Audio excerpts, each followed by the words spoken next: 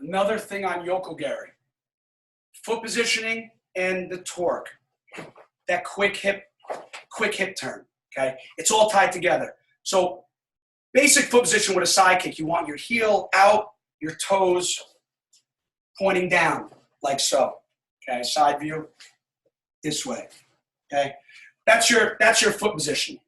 Now, to get there, remember, you got to end up in a sideways position, hence that's why it's called a side kick.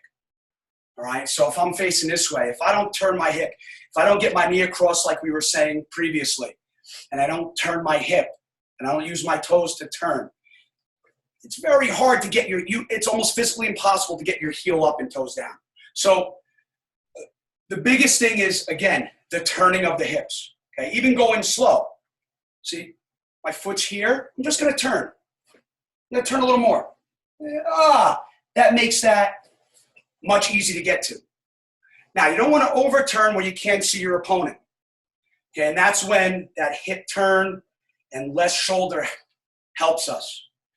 Where I keep my head focused, I want to get that torque, but I also want to get my heel out, my toes down, so the heel is the first thing that hits. Okay, this way, here, and back down. Okay, so to get your heel up, toes down, you have to make sure your body is turned, especially your hips, okay? If you keep your hips here locked, you can't turn it. Most important thing, you could just practice even standing sideways, totally sideways, just to get the feel. And just look, just lift, which is another stretch, which I didn't get to, but we'll do that another time. Just lift. Try to get that foot position here. Heel out, toes down. If you don't have the heel as the first part of the side kick, like your first knuckle on a punch, you're going to lose power behind that kick. The heel is the strongest part.